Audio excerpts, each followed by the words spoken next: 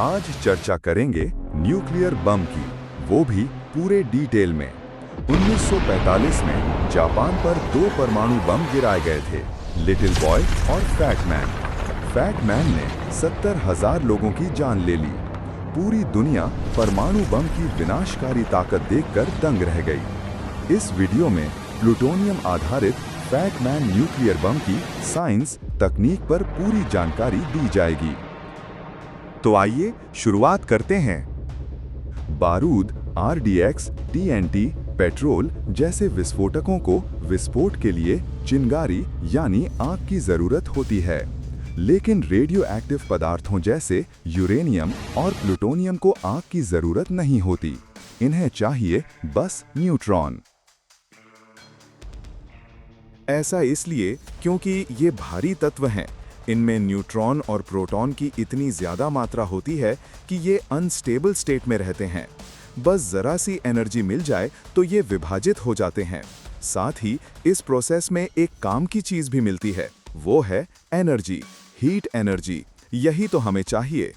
अब प्लूटोनियम को एक फ्री न्यूट्रॉन मिल जाए तो इसकी टक्कर से ये जीनोम और जर्कोनियम इन 2 भागों में विभाजित हो जाता है और 3 और न्यूट्रॉन रिलीज होते हैं। ये है न्यूक्लियर फिजन। अब इन 3 फ्री न्यूट्रॉन को प्लूटोनियम के एटम मिल जाएं तो इनका भी विभाजन होगा और प्रत्येक से 3-3 और न्यूट्रॉन रिलीज होंगे। इस तरह ये नए फ्री न्यूट्रॉन इसी प्रक्रिया को आगे बढ़ाते रहेंगे। इसलिए इसे चेन रिएक्शन कहा जाता है, क्योंकि ये लगातार आगे चलती जाती है। साथ ही हमें इससे एनर्जी भी मिलती रहती है। लेकिन केवल फ्री न्यूट्रॉन होना ही काफी नहीं है। विनाशकारी चेन रिएक्शन के लिए प्लूटोनियम को क्रिटिकल मास में बदलना भी जरूरी है। ऐसा इसलिए क्योंकि प्लूटोनियम के एटम यदि दूर दूर होंगे तो रिलीज हुए न्यूट्रॉन अपनी ऊर्जा खो देंगे और हर एटम तक नहीं पहुंच पाएंगे। इससे चेन रिएक्शन रुक सकती है और हमें वो ताकत नहीं मिलेगी जिसकी हमें जरूरत है। परंतु यदि प्लूटोनियम को कंप्रेस कर दिया जाए और डेंसिटी को 2.5 गुना तक बढ़ा दिया जाए तो एटम पास पास हो जाएंगे, जिससे न्यूट्रॉन के टक्कर सभी ओर और हर दिशा में होगी और कम समय में बहुत ज्यादा एनर्जी रिलीज होगी, जो कि परमाणु बम का उद्देश्य है। फैट मैन में 6.5 किलो प्लूटोनियम का उपयोग हुआ था। प्लूटोनियम के गोले को क्रिटिकल मास बनाने के लिए इसे कंप्रेस किया जाना चाहिए। इससे इसकी डेंसिटी 2.5 गुना तक बढ़ जाएगी। लेकिन ये बिल्कुल आसान नहीं है, क्योंकि इसके लिए 310 किलोग्राम प्रति सेंटीमीटर स्क्वायर के प्रेशर की आवश्यकता होती है। इतना प्रेशर जनरेट करने के लिए लगभग 5 लाख हाथियों की जरूरत होगी। साथ ही प्लूटोनियम के गोले को सिमेट्रिकली कंप्रेस करना होगा। यदि ये सिमेट्रिकली कंप्रेस नहीं हुआ तो चेन रिएक्शन सही तरीके से नहीं होगी। अब इसके लिए स्फीयर के चारों ओर विस्फोटक लगा दिए जाते हैं। जब इन्हें डिटोनेट किया जाएगा तो स्फीयर कंप्रेस हो जाएगा। सिमेट्रिकल कंप्रेशन के लिए विस्फोटकों की 2 लेयर प्रयोग की जाती है। इनमें फास्ट और स्लो विस्फोटक मटेरियल का उपयोग किया जाता है। इसे एक्सप्लोजिव लेंस कहा जाता है। जब ये विस्फोटक फटते हैं तो प्लूटोनियम के गोले को दबाकर सुपर क्रिटिकल बना देते हैं। अब बात करते हैं न्यूट्रॉन के सोर्स की। इसके लिए एक radio active material polonium 210 use होता है। ये अल्फा रेडिएशन ओमिट करता है।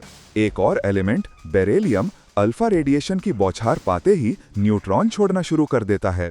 तो हमें फ्री न्यूट्रॉन्स मिल ही गए। जब ये सुपर क्रिटिकल प्लूटोनियम से कोलाइड होंगे तो चेन रिएक्शन शुरू हो जाएगी और मिलेगी भारी मात्रा में ऊर्जा। तो ये था परमाणु बम की केमिस्ट्री। अब इस सब को प्रैक्टिकली पॉसिबल करने के लिए बहुत सी इंजीनियरिंग और टेक्नोलॉजी की जरूरत होती है। तो अब बात करते हैं एटम बॉम्ब की तकनीक की। फैट मैन की लंबाई 3.3 मीटर थी। इसका डायामीटर 1.5 मीटर था और वजन 4600 किलोग्राम था। आइए अब इस बॉम्ब के अंदर चलते हैं और देखते हैं अंदर क्या है। शुरुआत इस यूनिट की कोर से करते हैं। ये इंटरनल न्यूट्रॉन इनिशिएटर है। इसका काम चेन रिएक्शन के लिए न्यूट्रॉन सप्लाई करना है। ये गोल्ड की कवर से बना होता है। इसमें पोलोनियम और बेरिलियम होता है।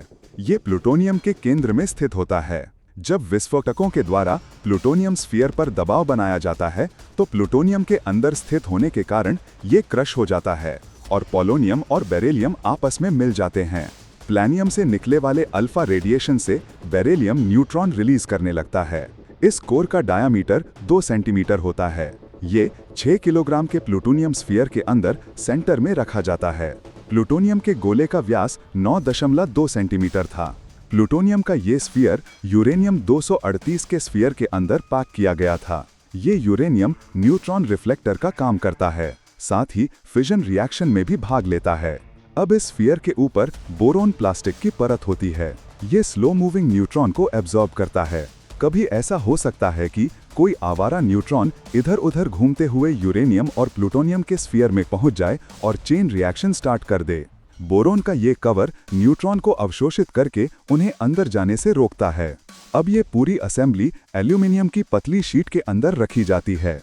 ये विस्फोटकों से उत्पन्न दबाव को यूरेनियम और प्लूटोनियम तक यूनिफॉर्मली ट्रांसफर करता है। इसे एल्यूमिनियम पुशर कहते हैं। अब इस पूरे गोल यूनिट के ऊपर एक्सप्लोसिव की 2 लेयर होती है।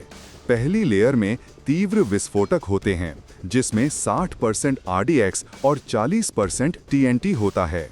ऊपरी लेयर में स्लो और फास्ट एक्सप्लोसिव का मिश्रण रखा जाता है।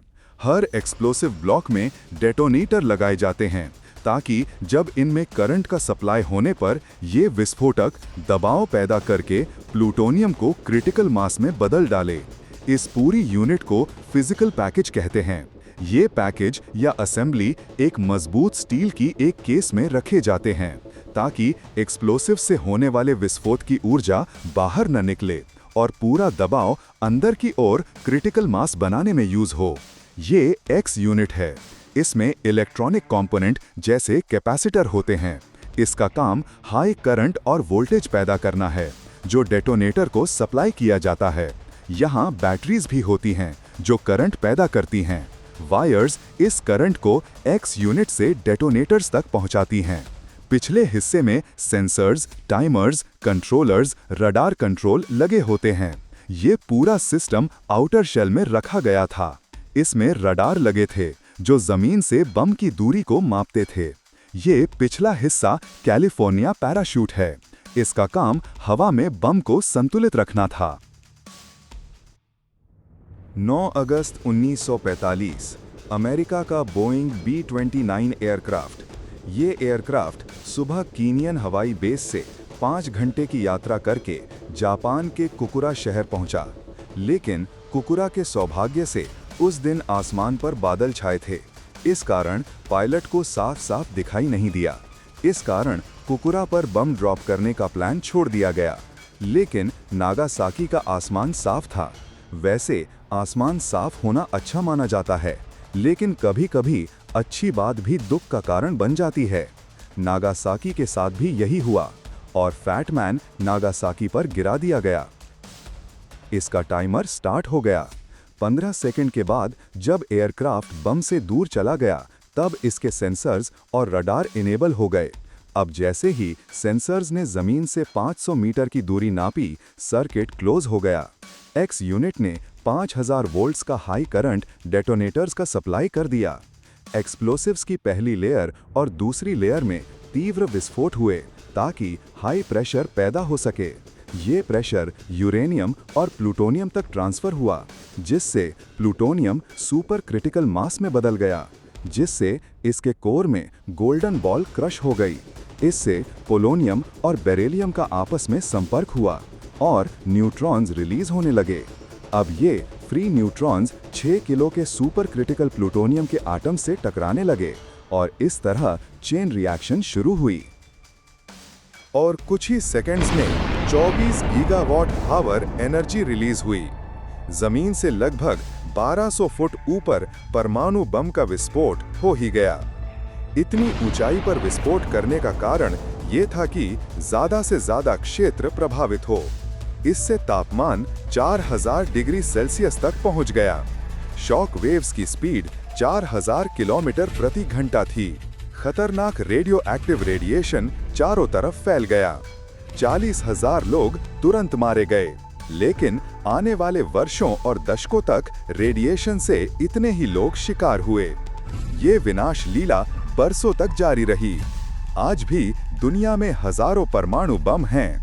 खुशी की बात ये कि कुछ ही देशों के पास परमाणु बम हैं और दुख की बात भी ये कि ये कुछ देशों के पास मौजूद हैं। आपको ये वीडियो कैसा लगा कमेंट करके जरूर बताइए और वीडियो को लाइक जरूर कीजिए। चैनल को सब्सक्राइब करना ना भूलें। धन्यवाद।